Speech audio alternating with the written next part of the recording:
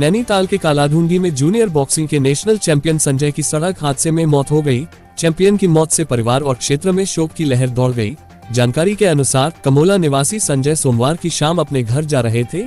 इस दौरान कमोला के पास पीछे से आ रहे अज्ञात वाहन ने उन्हें जोरदार टक्कर मार दी। इस दौरान उनकी मौके पर ही मौत हो गई। भाजपा नेता दीवान सिंह बिष्ट ने बताया कि मृतक संजय ने 1990 में दिल्ली के तालकटोरा स्टेडियम में आयोजित बॉक्सिंग की जूनियर प्रतियोगिता में मणिपुर के खिलाड़ी को हराकर चैंपियनशिप जीती थी। मृतक के पिता स्टेट बैंक से मैनेजर के पद से रिटायर थे, जिनकी कुछ समय पूर्व ही मौत हो गई थी। परिवार में उनकी मां, एक बेटा व पत्नी है। उत्तराखंड में फर्जी डॉक्टर मामले में जांच कर रही पुलिस ने अब दिल्ली के एक फर्जी डॉक्टर को गिरफ्तार किया है। आरोपी ने इस गिरोह के सरगना इमलाक से 6.5 लाख रुपए में डिग्री खरीदी थी। पकड़े गए युवक का भी भारतीय चिकित्सा परिषद में रजिस्ट्रेशन कराया गया था। पुलिस ने आरोपी को न्यायालय में पेश किया, जहां से उसे जेल भेज दिया गया है। सीओ अनिल कुमार जोशी ने बताया कि इस मामले में अब तक 16 गिरफ्तारी हो चुकी है। जांच में पता चला था कि उत्तरी दिल्ली निवासी डॉक्टर भी फर्जी डिग्री के आधार पर प्रैक्टिस कर रहा है। फर्जी डॉक्टर की गिरफ्तारी के लिए उत्तराखंड से टीम को दिल्ली रवाना की गई। पुलिस ने मंगलवार को उसे हिरासत में ले लिया। फर्जी डॉक्टर ने बताया कि उसकी मुलाकात इमलाक के भाई के माध्यम से हुई थी। इमलाक के भाई ने खुद को बाबा कॉलेज का पीआरओ बताया था। उसने बताया था कि वह उसे बीएमएस की डिग्री दिलवा देगा। इसके लिए उसे एक सप्ताह में क्लास के लिए बाबा कॉलेज में आना पड़ेगा। इस झांसे में आकर उसने 6.5 लाख रुपए में डिग्री खरीद ली। कुछ दिनों बाद इमलाक के भाई ने कहा कि अब वह खुद को चिकित्सा परिषद की उत्तराखंड शाखा में रजिस्टर करा सकता है। फर्जी डॉक्टर ने खुद को परिषद में रजिस्टर करा लिया। उसे लगा कि सारा काम एकदम सही है। वह प्रैक्टिस भी करने लगा। यह डिग्री भी Rajiv Gandhi institute of health science Karnataka की बताकर दी गई थी। प्रदेश में गर्मी बढ़ने के साथ ही यूपीसीएल प्रबंधन ने सभी बिजली दफ्तरों में तैनात अधिकारियों के बाहर जाने पर रोक लगा दी है। बाहर जाने के लिए उन्हें यूपीसीएल के एमडी से अनुमति लेनी होगी। मंगलवार को यूपीसीएल के एमडी अनिल कुमार ने राजस्व वसूली के लक्ष्यों को लेकर समीक्षा बैठक की, जिसमें ऑनलाइन माध्यम से अधिशासी अभियंता, अधीक्षण अभियंता व मुख्य अभियंता भी शामिल हुए। एमडी ने खंडवार राजस्व वसूली की समीक्षा की। उन्होंने सभी अधिकारियों को निर्देश दिए कि वह अपने खंड में राजस्व वसूली को अभियान चलाएं।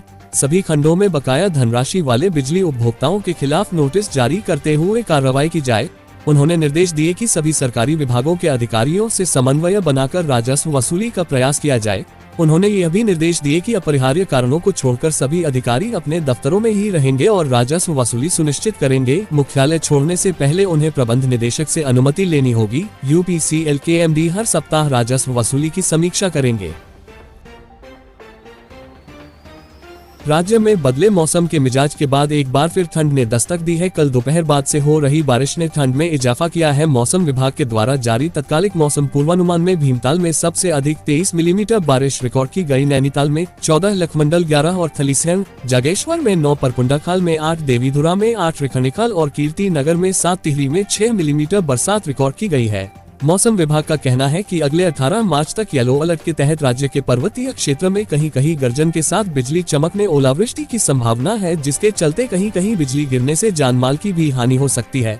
मौसम विभाग के मुताबिक 18 मार्च तक राज्य के उत्तरकाशी, रुद्रप्रयाग, चमोली, बागेश्वर के साथ ही पिथौरागढ़ जिले के अनेक जगहों पर गर्जन के साथ बरसात और बर्फबारी के अलावा 3500 मीटर से अधिक ऊंचाई वाले क्षेत्रों में हिमपात हो सकता है, जिसके चलते पर्वतीय क्षेत्र में एक बार फिर कड़ाके की ठंड पड़ सकती है।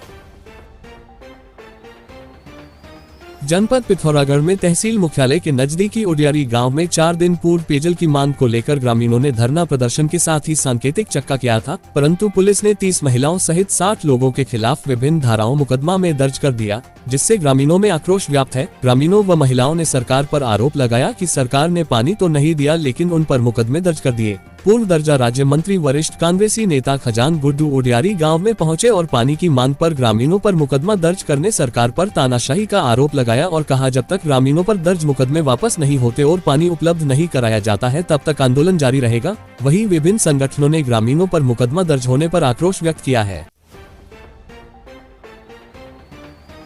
उत्तराखंड में 5 साल की एक मासूम बच्ची के साथ एक युवक द्वारा दुष्कर्म किए जाने की शर्मनाक घटना सामने आई है। दरिंदगी की इस घटना के बाद लोगों ने आरोपित को पकड़कर पुलिस को सौंप दिया। पीड़िता की हालत खराब होने पर उसे अस्पताल में भर्ती कराया गया है। परिजनों की तहरीर पर पुलिस ने मुकदमा दर्ज कर लिया है। साथ ही मासूम का मेडिकल परीक्षण कराया है। पुलिस से प्राप्त जानकारी के अनुसार नगर पंचायत केलाखेड़ा क्षेत्र में 5 साल की मासूम के साथ दुष्कर्म की घटना हुई। मंगलवार सुबह एक व्यक्ति केलाखेड़ा थाना क्षेत्र निवासी 5 साल की मासूम को घर से बहला फुसलाकर ले गया और उसके साथ दुष्कर्म किया। घर पहुंची मासूम ने इसकी जानकारी परिजनों को और परिजनों ने इसकी सूचना पुलिस को दी और मासूम को इलाज के लिए बाजपुर के सामुदायिक स्वास्थ्य केंद्र में भर्ती कराया। इस बीच लोगों ने आरोपित को पकड़कर पुलिस के हवाले कर दिया। आरोपित मानसिक रूप से विक्षिप्त बताया जा रहा है। थानाध्यक्ष ललित मोहन रावल ने बताया कि अभियोग दर्ज कर लिया गया है। बच्ची के स्वस्थ होने के बाद परिजनों द्वारा पकड़कर दिए गए व्यक्ति की बच्ची से पहचान कराई जाएगी। पुष्टि होने पर उसके खिलाफ कार्रवाई की जाएगी। शादी में दुल्हन का मेकअप न केवल खूबसूरती में 4 चांद लगाता है बल्कि इससे व्यक्तित्व में आसानी से निखार भी आता है। मेकअप करने के कई तरीके बाजार में इजाद हो चुके हैं। मेकअप सही ढंग से करने की भी सलाह आपको बाजार से या फिर इंटरनेट से आसानी से मिल जाती है, लेकिन कई बार मेकअप भी मुसीबत बन जाता है। ऐसी ही घटना से दुल्हन की शादी ही रोकनी पड़ गई। मामला कर्नाटक का है। कर्नाटक के हसन जिले के अरासीकेरे में एक लड़की ने शादी में मेकअप के लिए ब्यूटिशियन को बुक कराया। इस दौरान ब्यूटिशियन ने दुल्हन से नया और काफी प्रभावी बोलकर नई तरह का मेकअप कराने के लिए कहा। दुल्हन ने ब्यूटिशियन की बात मानकर स्टीम मेकअप के लिए रजामंदी दे दी, जबकि इससे पहले उसने किसी तरह का ट्रायल नहीं लिया था। ब्यूटिशियन ने जैसे ही दुल्हन के चेहरे पर मेकअप लगाना शुरू किया, तभी उसके चेहरे पर झंझनाहट और जलने जैसा फील होने लगा। इस मेकअप के बाद दुल्हन का चेहरा बेहद सूज गया और काला पड़ गया। दुल्हन के साथ ऐसा होने पर तत्काल शादी कैंसिल हो हुई। दोनों परिवार के लोग इस बात पर राजी हुए कि जब दुल्हन ठीक हो जाएगी, शादी की नई तारीख तय करेंगे। साथ ही दुल्हन के परिवार ने ब्यूटिशियन के खिलाफ पुलिस में केस दर्ज कराया। महाराष्ट्र के राज्यपाल रहने के दौरान भगत सिंह कोश्यारी की भूमिका पर देश के सर्वोच्च न्यायालय ने सवाल उठाया है। सुप्रीम कोर्ट ने शिंदे बनाम उद्धव विवाद पर संविधान पीठ ने सुनवाई के दौरान बेंच ने कहा कि बेंच इस मामले में राज्यपाल की भूमिका को लेकर चिंतित है। राज्यपाल को ऐसे क्षेत्र में प्रवेश नहीं करना चाहिए जहां उनकी कार्रवाई से विशेष परिणाम निकले। बेंच ने यहां तक कहा कि क्या राज्यपाल सिर्फ इसलिए सरकार गिरा सकते हैं क्योंकि किसी विधायक ने कहा कि उनके जीवन और संपत्ति को खतरा है? क्या विश्वास मत बुलाने के लिए कोई संवैधानिक संकट था? सुप्रीम कोर्ट ने कहा सरकार को गिराने में राज्यपाल स्वेच्छा से सहयोगी नहीं बन सकते। लोकतंत्र में यह एक दुखद तस्वीर है। सुरक्षा के लिए खतरा विश्वास मत का आधार नहीं हो सकता। मुख्य न्यायाधीश DY चंद्रचूड़ ने राज्यपाल से कहा कि उन्हें इस तरह विश्वास मत नहीं बुलाना चाहिए था। उनको खुद ये पूछना चाहिए था कि 3 साल की सुखद शादी के बाद क्या हुआ। उन्होंने पूछा कि राज्यपाल ने कैसे अंदाजा लगाया कि आगे क्या होने वाला है।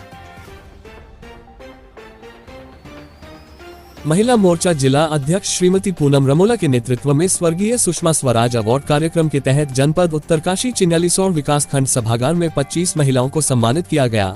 यह अवार्ड उन महिलाओं को दिया गया जो विभिन्न क्षेत्रों में उत्कृष्ट कार्य कर रही हैं। कार्यक्रम में मुख्य अतिथि प्रदेश की उपाध्यक्षा श्रीमती अनु कक्कड़ उपस्थित रही, जिन्होंने महिलाओं में एक नए जोश का संचरण किया तो वही महिलाओं को अपने क्षेत्र में और अधिक उत्कृष्ट कार्य करने हेतु प्रेरणा दी। उन्होंने बताया कि सुषमा स्वराज कार्यक्रम में सुषमा के जीवन पर विस्तृत जानकारी भी महिलाओं को दी और महिलाओं को स्वराज के पद चिन्हों पर चलने को प्रेरित किया। सुषमा स्वराज अवार्ड से सम्मानित होने वाली महिलाओं में कालिंदी से सीमा चौहान, मोरी से अनुरूपा, सांकरी से रीना रावत, नौगांव से लता नौटियाल, भारती आनंद, बर्निगाद से हेमलता डोभाल, सुषमा वर्मा, अशिता डोभाल, उत्तरकाशी से साधना जोशी, सुमित्रा देवी, भागीरथी से अबला पवार, आशिका पवार, ममता रावत, डुंडा से छब्बी देवी, मुक्ता गौड़ और तनुजा चौहान, भटवाड़ी से संपत्ति त्रिपाठी, चिन्यालीसौर से विमला रमोला, रजनी नेगी, चिन्यालीसौर ग्रामीण से पुष्पा रावत, रीना रमोला, सरिता रावत, सुमन पवार, ब्रह्मखाल से जमनी रावत को सुषमा स्वराज अवार्ड के तहत सम्मानित किया गया।